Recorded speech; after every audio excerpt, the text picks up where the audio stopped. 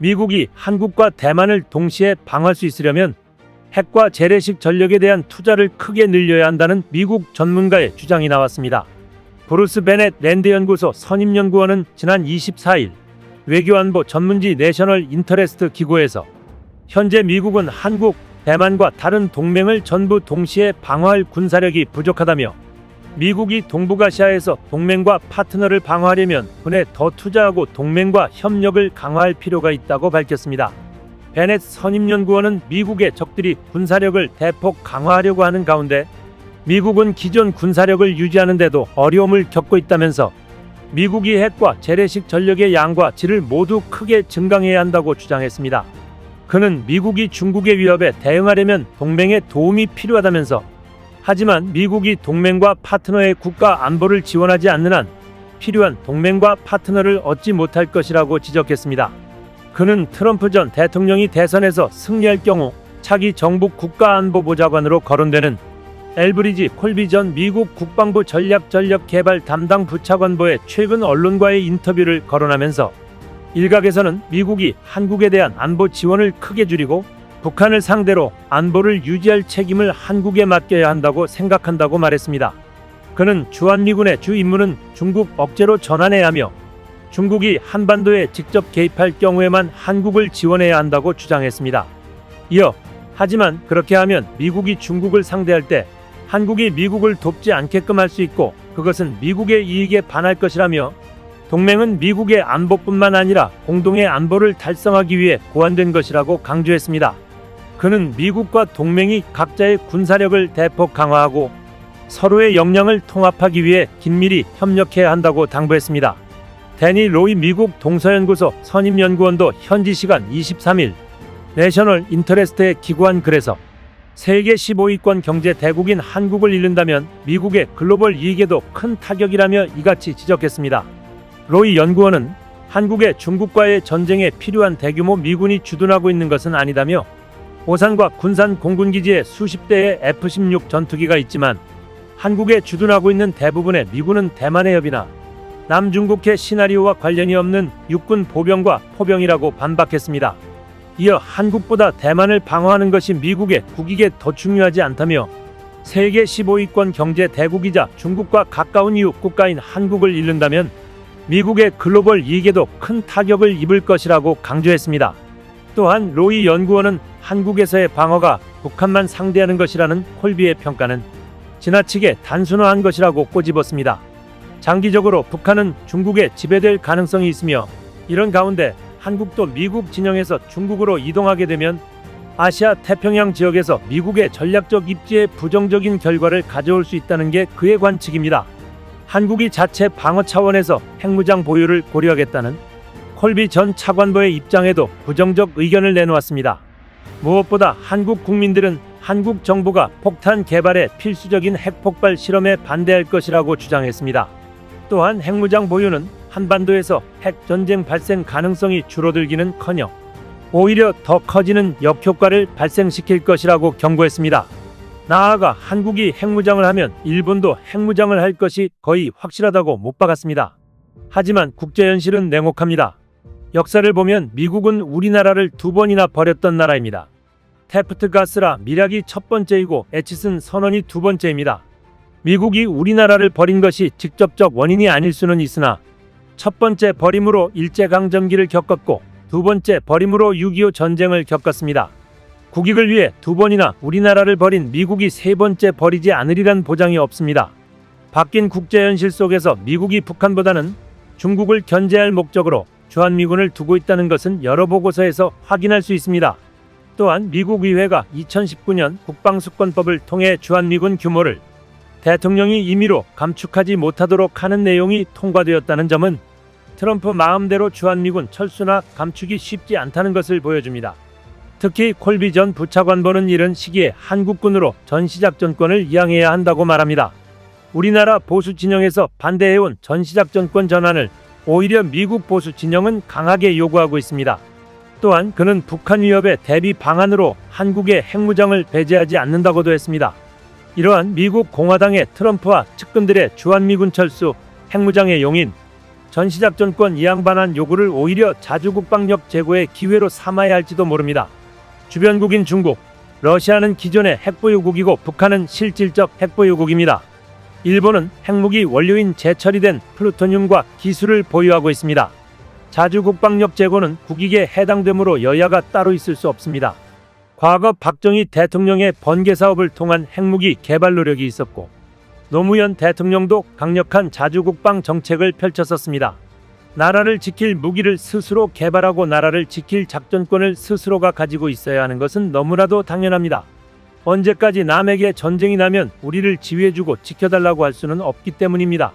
현실적으로 당장 핵무장이 쉽지 않다면 유사시를 대비해서 일본처럼 플루토늄이라도 보유해야 합니다. 물론 국방의 문제는 정치, 경제, 외교 등 모든 것과 연결되어 있습니다. 따라서 국익을 최우선으로 두고 현재의 일방적인 편향 외교가 아니라 국익을 위한 실리적 다자 외교에 대해 긍정적으로 검토해 볼 필요가 있습니다.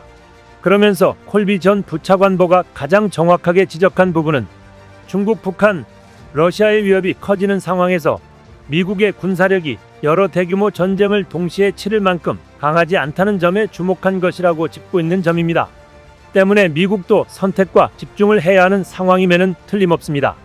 앤드루 크레피노비치 박사나 호주의 휴 화이트 박사 등 일부 전략가들은 미국이 승산이 낮은 대만을 아예 포기하고 한국의 중립화를 지지하는 편이 나을 것이라는 제의를 내놓기도 했습니다. 트럼프 전 대통령은 방위비 분담금으로 전년도 분담금의 6배에 가까운 50억 달러, 약 6조 9천억 원을 요구하며 증액을 압박하고 있습니다. 만약 오는 11월 미국 대선에서 트럼프가 당선되면 50억 달러를 주든지 아니면 주한미군이 철수하든지 해야 하는 상황입니다. 2023년 한국이 낸 방위비 분담금은 1조 2,896억 원입니다.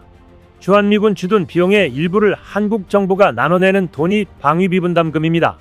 하지만 원래 방위비 분담금은 우리가 낼 필요가 없는 돈입니다. 주한미군의 법적 지위는 1966년 체결된 한미 주둔군 지위협정에 규정되어 있습니다. 소파 5조에 명시된 주한미군 경비 부담 원칙은 한국이 주한미군의 시설과 부지를 무상 제공하고 미국은 주한미군 운영 유지비 모두를 책임진다는 것입니다. 다시 말해 한국이 부동산을 공짜로 제공하고 그 외 주한미군 운영과 유지에 필요한 모든 돈은 미국이 내기로 한 것입니다.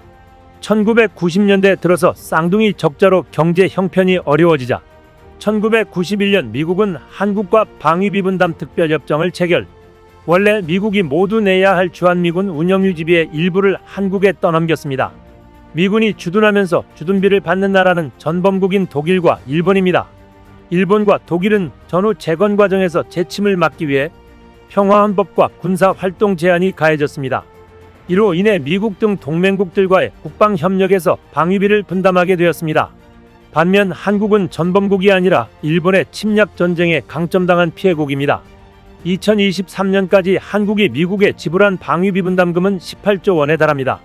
2차 대전 전범국 처우 규정과 한미소파 협정대로라면 한국은 그 돈을 몽땅 돌려받아도 되는 금액입니다. 그런데 더 기가 차는 것은 미국이 주한미군을 유지하는 데 드는 전체 비용을 한국에 떠넘기려 한다는 것이 확인되면서 분노는 하늘을 찔렀습니다. 실제 국방부가 2020회계연도에 미국이 지출할 주한미군 주둔 비용을 44억 6,420만 달러, 약 5조 2,600억 원으로 책정했던 것이 드러났습니다. 한국에 50억 달러, 약 6조 9천억 원을 요구하면서 말입니다. 말 그대로 주한미군 주둔 비용 전체를 한국에 떠넘기려는 장사의 기술을 보인 것입니다. 당시 한국은 2020회계연도 주한미군 주둔 비용의 20%에 해당하는 1조 389억 원을 방위비 분담금으로 냈습니다. 하지만 한국은 미국에 실제 현금 현물로 지불하는 방위비 분담금 외에도 추가로 주한미군 주둔의 직간접적 지원 비용을 지불하고 있습니다. 한국국방연구원에 따르면 2015년 한국이 직간접적으로 지원한 주한미군 주둔 비용은 당시 방위비 분담금 9,320억 원을 포함해 3조 3,869억 원에 달합니다. 이는 2015 회계연도에 미국이 지출한 주한미군 주둔 비용 27억 달러, 약 3조 1,800억 원을 넘어서는 수치로 이미 한국은 5년 전부터 미국이 지출하는 주한미군 주둔 비용에 육박하는 금액을 직간접적으로 지원한 셈이었던 것입니다. 사실 우리가 내도 너무 많이 내고 있던 것입니다. 이제 주한미군 주둔 비용에 대한 직간접비를 포함해 제대로 쟁점화해 불필요한 내용에 대한 감액을 해야 할 것입니다. 그래서 미국이 방위비 분담금 인상 이유로 제시하고 있는 한미 간의 방위비 쟁점별 사안을 들여다볼 필요가 있겠습니다. 첫 번째는 작전 지원이라는 새로운 항목을 인정하느냐의 문제입니다. 미국은 지난 10차 협상 과정부터 한반도 방위 공약 이행 과정에서 필요한 각종 소요를 반영하여 소위 작전 지원이라는 개념의 비용을 요구하고 있습니다. 미국이 요구하는 작전 지원 비용이란 전략자산 전개, 군사훈련 그리고 주한미군 준비태세 재고와 관련된 각종 비용을 말합니다. 연례적으로 실시하는 한미연합훈련에 소용되는 병력자산 수송 및 운용 비용 등이 그 예에 해당하는 것입니다. 또 북한 위협에 대한 억제 차원에서 한반도에 전개되는 각종 미 전략자산, 전략폭격기 비행, 항모전단 파견 등 운용 비용 등도 포함됩니다. 이 같은 작전 지원 성격의 비용 분담 요구는 엄밀히 말하면 주한미군 주둔 비용으로 볼 수 없기 때문에 한국은 이를 수용하지 않고 있습니다. 미국은 이것이 한반도 방위를 위한 비용 지출이라고 말하지만 실제로는 미국의 패권을 위한 글로벌 군대의 주둔 비용일 뿐이기 때문입니다. 두 번째는 역의 미군 정비 지원 문제입니다. 현재 F-15, F-16, KC-130J 등 다양한 기종의 항공기를 한국 내에서 방위비 분담금으로 창정비하고 있습니다. 문제는 주한미군이 아니라 한반도 밖에 있는 미군 자산을 우리가 낸 분담금 예산을 활용하여 정비한다는 것입니다. 다시 말해 주일미군사령부 소속의 미 항공기나 태평양사령부 소속인 항공기까지 한국 비용으로 창정비를 한다는 말입니다. 여기에 드는 비용만 매년 200억 원이 소요되는 것으로 알려졌습니다. 우리의 세금으로 일본 내 미군 전투기 정비까지 하고 있는 것입니다. 우리가 분노하지 않을 수 없는 부분입니다. 일각에선 유사시에 한반도에 증원된다는 점이나 한국 업체가 정비하기 때문에 국가 경제에 환류되어 좋다는 반론이 있을지 모르지만 한반도 역의 미군 자산을 우리 예산으로 은근슬쩍 지원하는 관행은 뿌리 뽑아야 마땅한 것입니다. 또한 이는 방위비 분담금 취지를 한참 넘어서는 일일 뿐 아니라 이러한 관행이 계속되기 때문에 분담금 증액 요구가 끊임없이 이어지는 원인이 되고 있는 것입니다. 세 번째는 사드 배치의 방위비 분담금 사용 문제입니다. 미국은 건설 당시 당초 합의와 다르게 성주에 배치된 사드 기지 운영의 방위비 분담금의 사용을 요구한 바 있습니다. 탄약고 신축, 도로 건설, 전기 및 상하수도 시설 등 공사비에 4,900만 달러, 약 580억 원이 소요되는데 이를 한국 정부가 제공하는 SMA 예산을 활용하겠다는 것이었습니다. 그리고 지난해 실제 집행된 사실이 드러났습니다.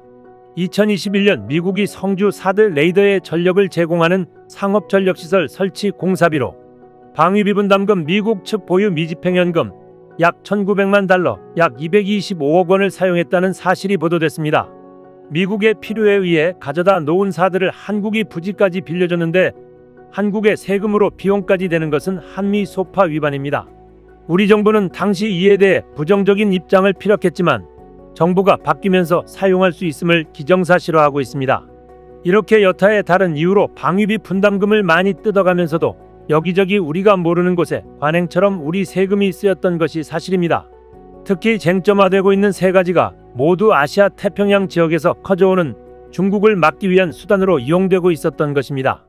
현재 아시아 태평양 지역에서 한국은 지정학적으로 매우 중요한 린치핀 역할을 하고 있다는 것은 두말할 나위가 없습니다.